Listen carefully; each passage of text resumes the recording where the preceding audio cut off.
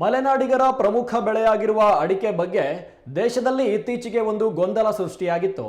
ಇದರ ಬೆನ್ನಲ್ಲೇ ಅಡಿಕೆ ಬೆಳೆಗಾರರು ಆತಂಕಕ್ಕೀಡಾಗಿದ್ರು. ಸದ್ಯ ಈ ಕುರಿತು ಕೇಂದ್ರ ಸರ್ಕಾರಕ್ಕೆ ಅಡಿಕೆ ಬೆಳೆ ಬಗ್ಗೆ ತಿಳಿಸಲಾಗುವುದು ಎಂದು ತೀರ್ಥಹಳ್ಳಿ ವಿಧಾನಸಭಾ ಕ್ಷೇತ್ರದ ಶಾಸಕ ಆರ್ಗ ಜ್ಞಾನೇಂದ್ರ ಹೇಳಿದ್ದಾರೆ. ಈ ಕುರಿತು ಇಂದು ಶಿವಮೊಗ್ಗದಲ್ಲಿ ನಡೆದ ಸುದ್ದಿಗೋಷ್ಠಿಯಲ್ಲಿ ಮಾತನಾಡಿದ ಅವರು, ವಿದೇಶಿ ಅಡಿಕೆಯನ್ನ ನಿಯಂತ್ರಣ ಮಾಡಲು ಸರ್ಕಾರಕ್ಕೆ ಒತ್ತಾಯ ಮಾಡಲಾಗುತ್ತೆ. ಗುಣಮಟ್ಟದ ಅಡಿಕೆ ಮಲೆನಾಡಿನಿಂದ ರಫ್ತಾಗ್ತಾ ಇದೆ. ಆದರೆ ಎಲೆಚುಕ್ಕಿ ರೋಗ ಮಲೆನಾಡಿನ ವಿವಿಧ ಭಾಗಗಳಲ್ಲಿ ಹೆಚ್ಚಾಗಿದೆ. ಇದರಿಂದ ಅಡಿಕೆಗೆ ಬೆಲೆ ಇದ್ರೂ ಅಡಿಕೆ ಬೆಳೆ ಇಲ್ಲದಂತಾಗಿದೆ ಎಂದು ಮಾತನಾಡಿದ್ರು. ಇನ್ನು ಎಲೆಚುಕ್ಕಿ ರೋಗದ ಬಗ್ಗೆ ಶಾಸಕರು ಮಾತನಾಡಿದ್ದು, ರೋಗ ಬಾಧೆಯಿಂದ ಬಳಲುತ್ತಿರುವ ಪ್ರದೇಶಗಳನ್ನು ಸುದ್ದಿಗೋಷ್ಠಿಯಲ್ಲಿ ವಿವರಿಸಿದ್ದಾರೆ.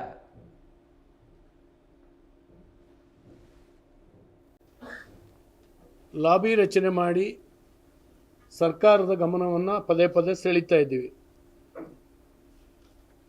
ಹಾಗೆ ಅಡಿಕೆ ಬೇರೆ ಬೇರೆ ಮಾರ್ಗದಿಂದ ಈ ದೇಶಕ್ಕೆ ಆಮದಾಗ್ತಾ ಇದೆ, ಬರ್ತಾ ಇದೆ ಇದರೊಳಗೆ. ಯಾಕಂದರೆ ಅಡಿಕೆಗೆ ಏರಿದಂಥ ಧಾರಣೆ ಈ ಆಕರ್ಷಣೆಗೆ ಕಾರಣ. ಬೇರೆ ಬೇರೆ ದೇಶಗಳಲ್ಲಿ ತಯಾರಾಗಿರ್ತಕ್ಕಂಥ ಕಳಪೆ ಅಡಿಕೆ, ಅದನ್ನು ನಿರ್ಧಾರ ಮಾಡೋದು, ಕಳಪೆ ಅಂತೇಳಿ ನಿರ್ಧಾರ ಮಾಡೋದಕ್ಕೂ ಮಾನದಂಡಗಳು ಇರಲಿಲ್ಲ ಮೊದಲು.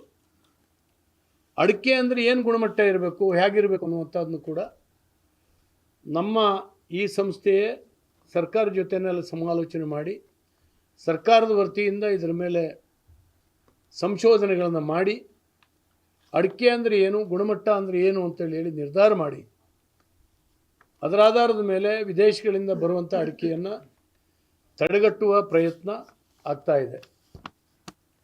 ಹಾಗೆಯೇ ಕಳ್ಳ ಸಾಗಾಣಿಕೆಯ ಮೂಲಕ ಬರುವಂಥದ್ದನ್ನ ನಿಯಂತ್ರಣ ಮಾಡಲಿಕ್ಕೂ ಕೂಡ ಆಗಾಗ ಕೇಂದ್ರ ಸರ್ಕಾರವನ್ನು ಎಚ್ಚರಿಸುವಂಥ ಒಂದು ಪ್ರಯತ್ನ. ಇತ್ತೀಚೆಗೆ ನಾನೇ ಸ್ವತಃ ಮೇಘಾಲಯಕ್ಕೆ ಹೋದಾಗ ಮೇಘಾಲಯದಿಂದ ಅಲ್ಲಿಯ ಬಾಂಗ್ಲಾ ಬಾರ್ಡರ್ ಮೂಲಕ ಮೇಘಾಲಯಕ್ಕೆ ಬಂದು ಮೇಘಾಲಯದಿಂದ ದೇಶದ ಒಳಗಡೆ ಬರ್ತಾ ಇರುವಂಥ ಅಡಿಕೆಯನ್ನು ತಡೆಗಟ್ಟಬೇಕು ಅಂತೇಳಿ ಅಲ್ಲಿಯ ರಾಜ್ಯಪಾಲರ ಜೊತೆಯಲ್ಲಿ ಮಾತುಕತೆ ಆಡಿ ವಿನಂತಿ ಮಾಡ್ಕೊಂಡಿದ್ದೀವಿ ಮತ್ತು ಆ ಸರ್ಕಾರಕ್ಕೆ ಕೂಡ ಮನವಿ ಮಾಡಿದ್ದೇವೆ. ನಮ್ಮ ವಿಜಯಶಂಕರ್ ಅವರು, ನಮ್ಮ ಕರ್ನಾಟಕದವರೇ, ಅವರು ಇವತ್ತು ಮೇಘಾಲಯದಲ್ಲಿ ರಾಜ್ಯಪಾಲರಾಗಿ ಕೆಲಸ ಮಾಡ್ತಾ ಇದ್ದಾರೆ. ಅದೇ ರೀತಿ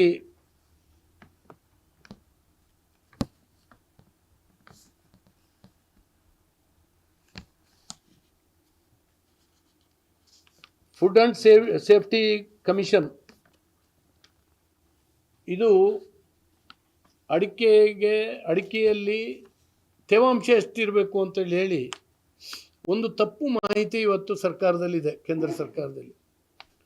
ಹಾಗಾಗಿ ನಮ್ಮ ಇಲ್ಲಿಂದ ಹೋಗಿರ್ತಕ್ಕಂಥ ಅಡಿಕೆಯ ಮೇಲೆ ಕೇಸ್ ಹಾಕ್ತಾ ಇದ್ದಾರೆ ಈಗ ಹಿಡಿದು. ಅದು 7% ಇರಬೇಕು ಅಂತ ಹೇಳುವಂಥದ್ದು ಒಂದು ಮಾಹಿತಿ ಸರ್ಕಾರದಲ್ಲಿದೆ. 7% ಇರಬೇಕಾದ್ರೆ ಅಡಿಕೆಯನ್ನು ಒಂದು 20 ಬಿಸಿಲು ಒಣಗಿಸ್ಬೇಕು. 20 ಬಿಸಿಲು ಒಣಗಿಸಿದ್ರೆ ಅದು ಉಳಿಯೋದಿಲ್ಲ, ಅದು ಪೌಡ್ರ್ ಆಗ್ತದೆ. ಹಾಗಾಗಿ ಅಡಿಕೆ 11.25% ಮಾಯಿಶ್ಚರ್ ಇರಬೇಕು, ಮಿನಿಮಮ್ ಇರಬೇಕು ಅಂತೇಳಿ ಯೋಚನೆ ಮಾಡಿ ಇದರ ಬಗ್ಗೆ ವಿಶೇಷವಾಗಿ ಒಂದು ಸಂಶೋಧನಾ ವರದಿ ಬೇಕು ಅಂತೇಳಿ ಕೇಂದ್ರ ಸರ್ಕಾರ ಕೇಳಿದೆ. ಕೇಂದ್ರೀಯ ಅಡಿಕೆ ಸಂಶೋಧನಾ ಕೇಂದ್ರದಿಂದ 15 ಲಕ್ಷ ರೂಪಾಯಿಗಳನ್ನು ಈಗಾಗಲೇ ಈ ಸಂಸ್ಥೆಯಿಂದ ಕೊಟ್ಟು ಒಡಂಬಡಿಕೆಯನ್ನು ಮಾಡಿ ಆ ಸಂಶೋಧನೆ ಆಗ್ತಾ ಇದೆ. ಯಾಕಂದರೆ ಮಾಯಿಶ್ಚರ್ ಪ್ರಮಾಣ ಬಹಳ ಇಂಪಾರ್ಟೆಂಟ್ ಆಗ್ತದೆ ಅಡಿಕೆಗೆ. ಹಾಗಾಗಿ ಈಗಾಗಲೇ ಸರ್ಕಾರದಲ್ಲಿ ಕಳೆದ ವರ್ಷ ವಿಶೇಷವಾಗಿ ಅಡಿಕೆಯನ್ನು ಫಾರೆಸ್ಟ್ ಪ್ರೊಡ್ಯೂಸ್ ಲಿಸ್ಟಿಗೆ ಹಾಕಿದರು. ಅರಣ್ಯ ಉತ್ಪನ್ನಗಳ ಪಟ್ಟಿಯಲ್ಲಿ ಅಡಿಕೆಯನ್ನು ಸೇರಿಸ್ಬಿಟ್ಟಿದ್ರು. ಅದು ನಮಗೆ ಗೊತ್ತಾಗಿ ಡೆಲ್ಲಿಗೆ ನಿಯೋಗ ಹೋಗಿ ಅದನ್ನು ತೆಗೆದು ಹಾಕಿಸಿ ಆದೇಶವನ್ನು ಮಾಡಿಸಿದ್ದೇವೆ. ಅನೇಕ ಸಂಗತಿಗಳು ಅಡಿಕೆಗೆ ಈಗಾಗಲೇ ಎರಡು ವಿಶೇಷವಾಗಿರ್ತಕ್ಕಂಥ ಸಮಸ್ಯೆಗಳು ಬಾಧಿಸ್ತಾ ಇದ್ದಾವೆ. ಇದರ ಜೊತೆಗೆ ಒಂದು ಎಲೆ ಚುಕ್ಕಿ ರೋಗ.